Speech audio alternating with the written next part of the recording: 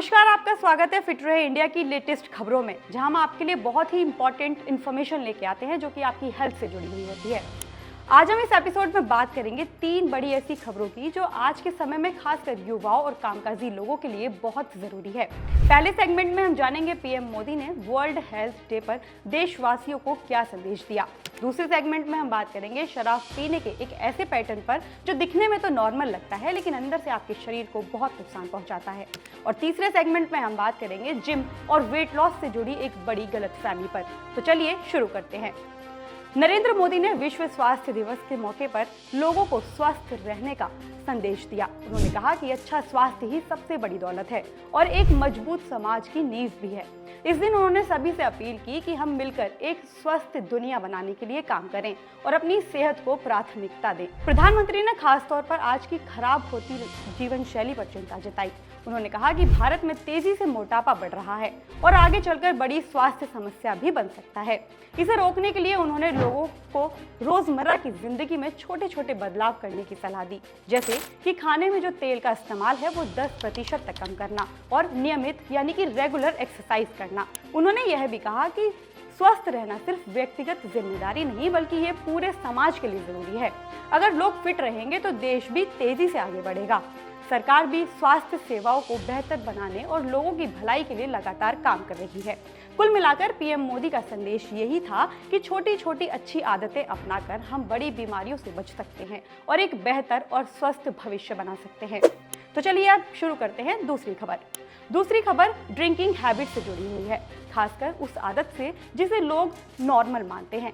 बहुत सारे लोग ये सोचते हैं कि अगर वो रोज शराब नहीं पीते और केवल कभी कभी पार्टी या खास मौके पर ज्यादा पीते हैं तो इससे कोई खास नुकसान नहीं होगा। लेकिन हाल की स्टडी इस सोच को बिल्कुल गलत साबित करती है।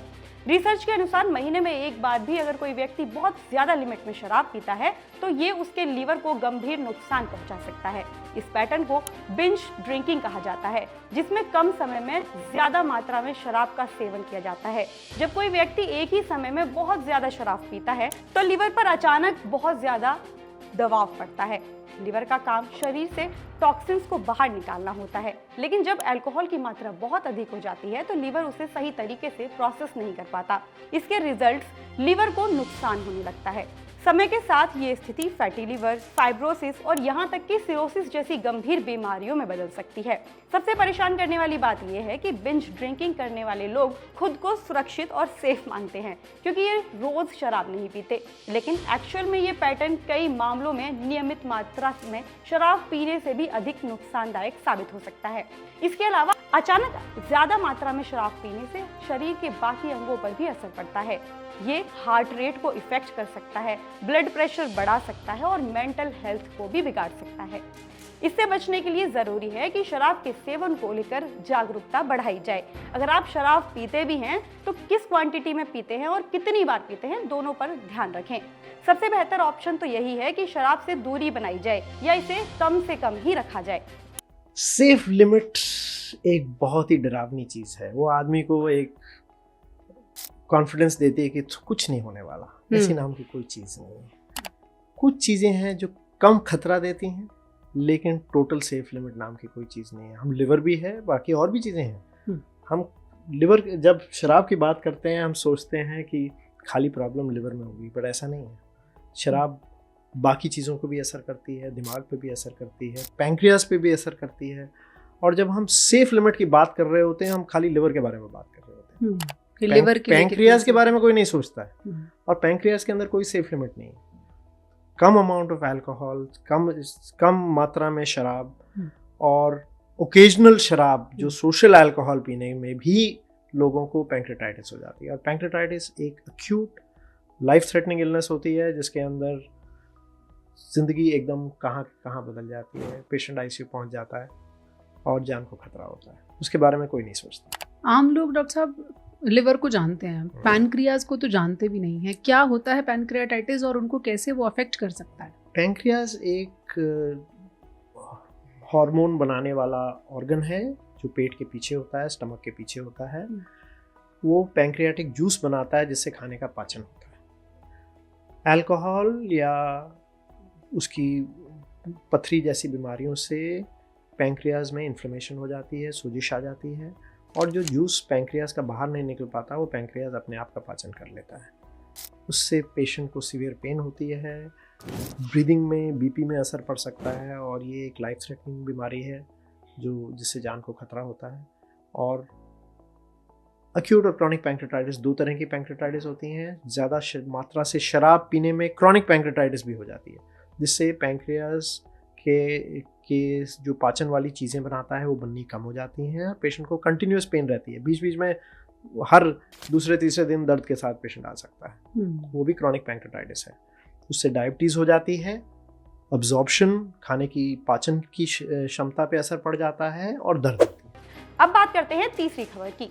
आजकल बहुत से लोग फिट रहने के लिए जिम ज्वाइन करते हैं, जो कि एक अच्छी आदत भी है, लेकिन कई बार जानकारी के अभाव में लोग गलत तरीके से इसको अपना लेते हैं और एक्सपेक्टेड रिजल्ट्स जो हैं वो उनको नहीं मिल पाते। सबसे आम मिथ तो ये है कि केवल डंबल एक्सरसाइज करने से उनकी पेट की चर्बी जो है वो कम हो जाएगी। बहुत से लोग घंटों तक एब्स या वेट ट्रेनिंग करते हैं इस उम्मीद में कि उनके पेट की चर्बी या उनका जो पेट है वो फ्लैट हो जाएगा, लेकिन डॉक्टर्स और एक्सपर्ट्स के अनुसार ये धारणा जो है वो पूरी तरीके से गलत है। वास्तव में शरीर में फैट किसी भी एक हिस्से से कम नहीं किया जा सकता। जब हम वजन कम करते हैं तो फैट पूरे शरीर से धीरे धीरे कम होता है। इसे स्पॉट रिडक्शन का मिथ कहा जाता है। इसका मतलब ये है कि अगर आप सिर्फ पेट की एक्सरसाइज करेंगे तो जरूरी नहीं है कि पेट की ही चर्बी पहले कम हो। इसके लिए आपको पूरे शरीर की कैलोरीज को बर्न करना होगा।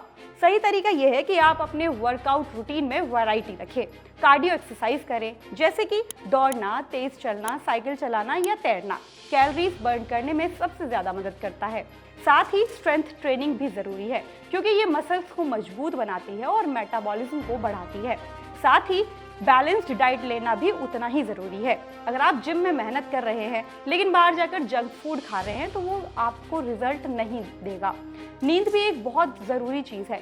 पर्याप्त नींद ना लेने से हार्मोन इम्बैलेंस होता है, जिससे वजन कम करना मुश्किल हो जाता है। इसलिए फिटनेस को जो है एक शॉर्ट टर्म गोल के रूप में नहीं बल्कि एक लाइफस्टाइल के रूप में अपनाना चाहिए। जो मोटापा पेट के अराउंड होता है वो ओवरऑल मोटापे के मुकाबले ज्यादा खतरनाक क्यों? एकदम ज़्यादा खतरनाक माना जाता है, क्योंकि इसका जो फैट होता है वो लाइपोलाइटिकली ज़्यादा एक्टिव होता है। सेकेंडली, सेंट्रीपिटल ओबेसिटी में हमने देखा है कि जिनको सेंट्रीपिटल ओबेसिटी होता है उसके में विसरल ओबेसिटी भी ज़्यादा होती है। जो हमारे मेजर ऑर्गन्स है जैसे कि लिवर हो गया, किडनी हो गया, उसमें भी फैट डिपोजिशन की चांसेस ज़्यादा रहती है, क्योंकि ऑर्गन भी वहीं पर है। तो इस कारण की वजह से सेंट्रीपिटल ओबेसिटी को और हानिकारक माना गया है। तो जनरली हम जो सेंट्रीपिटल ओबेसिटी देखते हैं जो कि हमारी इंडियन पॉपुलेशन में ज़्यादा देखा गया है, तो इंडियन पॉपुलेशन में हम देखते होंगे कि हमारे हाथ और पैर उतने मोटे नहीं रहते, दुबले रहते हैं, बट हमारा पेट बाहर की तरफ रहता है। तो ये सेंट्रीपिटल ओबेसिटी और हानिकारक है।